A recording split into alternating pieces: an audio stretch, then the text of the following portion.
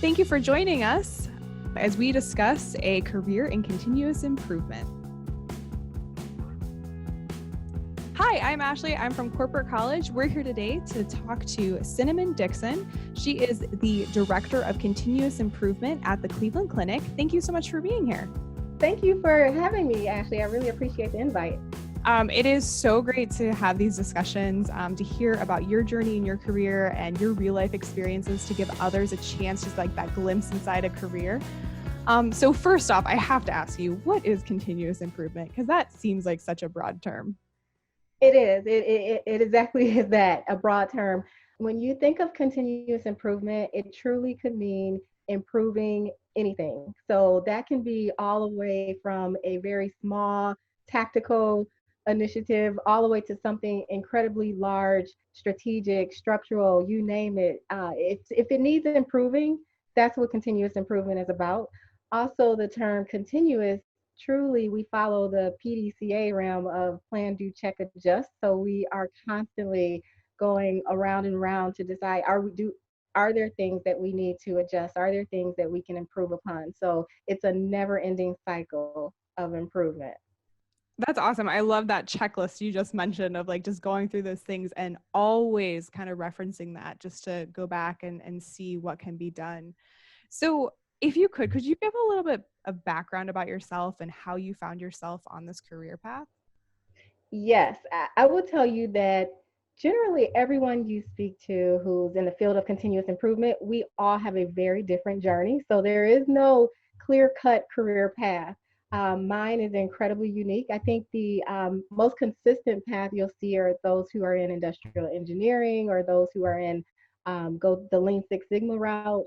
But myself, I'm incredibly unique in that my background is actually psychology. Oh, wow. And I have a bachelor's degree in psychology and business management, and also a master's degree in diversity organizational development management. I imagine that would actually help you a lot to give a different perspective to some of the items you'd be wanting to improve. So, there are people with the engineering mindset, but then you're coming at it with also maybe more of a people aspect. Exactly, exactly. I have found my background to be invaluable to this career. So I definitely am happy that I went down this path and that route. And it started out, I will tell you, just to give you a little bit more glimpse into my background, I started out going down the field of psychology and counseling. And I determined very early on that I really have a love for more industrial psychology. And Oh, so, wow. really, truly, how people work and think and behave in the workplace.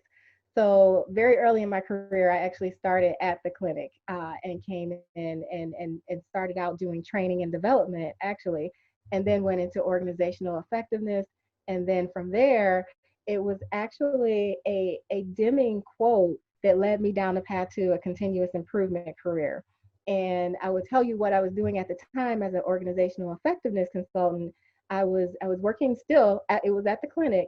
I was working and I was doing a lot of leadership development. I was doing a lot of team development, and I kept saying to myself, something's missing. I have to learn process improvement. I have to learn about structure and systems and change in a different way than what I was doing. Some of those things apply to organizational effectiveness, but I wanted to learn a different methodology. And that's what led me to the field of continuous improvement.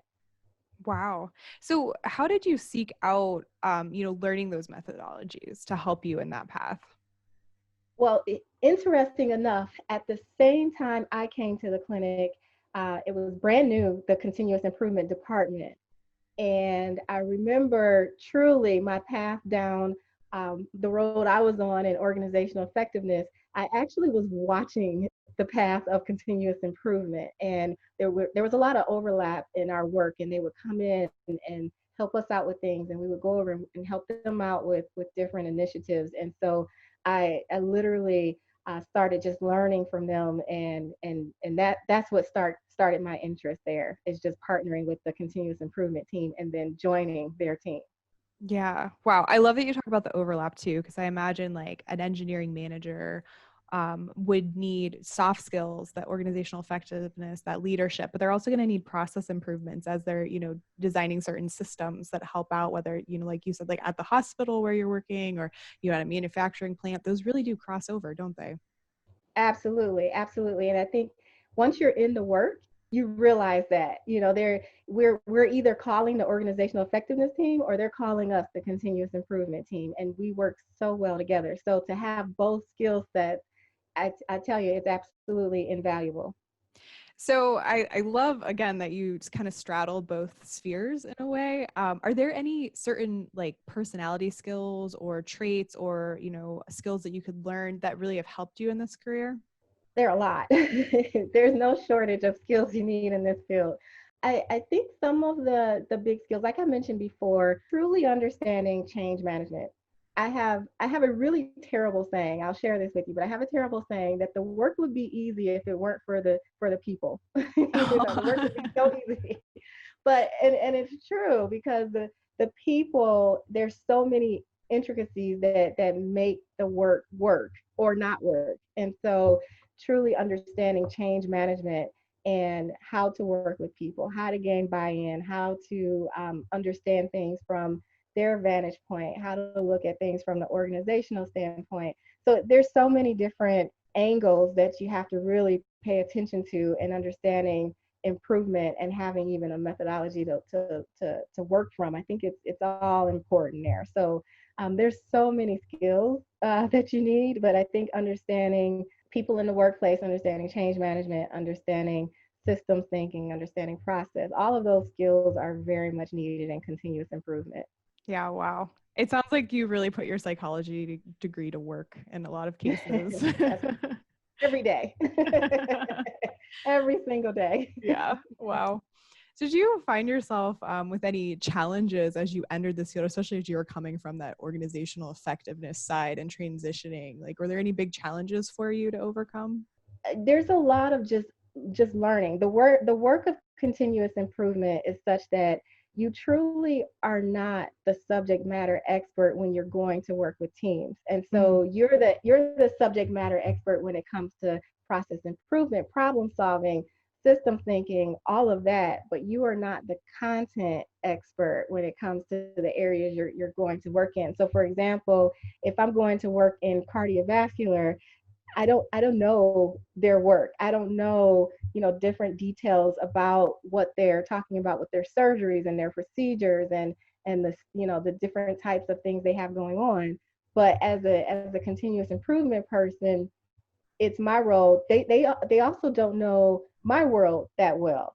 So it's a really good marriage and partnership between yourself, and you have to really understand that you will never be the expert in someone else's field, but what you know is incredibly valuable. So I think that's a big challenge sometimes for people, and I see myself constantly talking with my team members about it. That it's okay that you don't know their world. You're there to ask good questions. You're there to help them down the path and follow certain methodologies that we have and follow an A3 problem solving path. And we do that incredibly well. So that's probably one of the biggest challenges in the field. I think you articulated that so well in this kind of balance between being humble to the fact that you don't have all the answers when you enter a situation, and yet being confident that you are there to help and that you can ask the right questions, but you just have to be a good listener, right? Yes, absolutely. Listening is a huge skill. And I love the saying that it's one of those skills that you usually don't go to school. You hear you do reading and arithmetic is what you go to school for, but you didn't have the skill in listening. So oftentimes it really takes pausing and not jumping to problem solving, especially in healthcare, because we are in healthcare, you're surrounded by problem solvers. Physicians, nurses, they have to problem solve fast.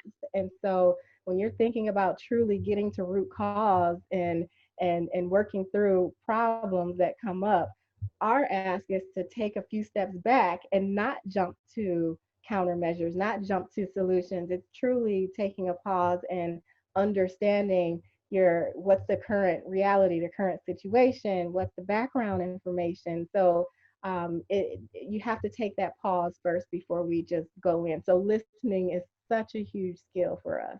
I think that's a really powerful thing. I mean, really in any career, right? Like if we can just all pause to listen and get the input and get the understanding Yes, from other people, it just helps us so much. yes, definitely. With that, I mean, obviously we just mentioned listening, but do you have any advice for someone who's like thinking about continuous improvement? They've heard of it, maybe they know someone in it, but how they would take the steps to maybe exploring that career option or even, entering the field would say they think they're ready, but they need something on their resume to get to that next step. Oh, definitely, definitely. I will tell you that most people who are either on our team at this time or who have an interest, they truly have worked alongside us for years, quite frankly, before they actually join even our team or come into the field. There's so many ways to just do the work in your own area. Everyone has something that they need to improve in the work that they're already doing. And so a lot of times, my recommendation is just find out what keeps you up at night. That may be your first inkling to something, a problem to be solved or something to be worked on. So that is always a good recommendation, is start right where you're at. And then also, there's always shadowing. There's always going to talk to other people who are in the field, because there's different types of environments that you may want to fill in manufacturing. We have a lot of team members who came from food distribution and did continuous improvement in that, or you have so many other skill areas that you could go into besides healthcare. So I think that's good too, to understand, do you really like the healthcare environment, continuous improvement, or are there other environments? And we're everywhere in every industry, so definitely exploring those avenues. Yeah, thank you. I mean, like you said, there's just so many ways to get into it, but having a little bit of that experience, taking the initiative to say, like, I need to get into problem solving or process improvement. I guess I have one last question for you. What Oh, do sure. you like most about what you're doing right now? I think what I like most is no day, I can't even say no day, no hour is ever the same. Our work is it's so fast paced, and especially since we're in the middle of two world crises right now, we're constantly busy, constantly thinking, constantly working on different things. I'll tell you my day to day, we're at the end of the day. My day to day has been nonstop. Every hour is a different meeting, a different subject, a different activity that we're working through, whether it's teaching a class, whether it's planning how we're going to approach something, whether it's actually in the middle of a actual project that we're working on and now talking to you even, or even strategizing with someone on something that's their work, not my own. But my entire day, every single day, is filled with different things. So I would say you have to love multitasking. You have to love different topics. You have to love being able to juggle a lot of different topics all in the same day, being in this field, because there's a lot to it. And if you love it, then you will do great. If you would like to do the same thing over and over, then I would say this probably isn't the field for you. But I absolutely love the work I do. I enjoy it so much, and our whole team, we all love the work we do. We have a passion for healthcare and a passion for improvement. So it's a wonderful field to be in. Awesome. Well, thank you so much for giving us your time today and what was a busy day. Every time I have these conversations, it is always eye-opening to see the careers that people have and the interesting ways that you found yourself in them. So, Cinnamon, thank you so much for joining us. For having me, Ashley. You have a wonderful day. Absolutely. All right. And for those of you listening out there, if you are interested at all in a career in continuous improvement and would like to find out more about some of the trainings that we offer at Corporate College, please visit corporatecollege.com. There's also a link in the description. All right. Thanks and stay safe.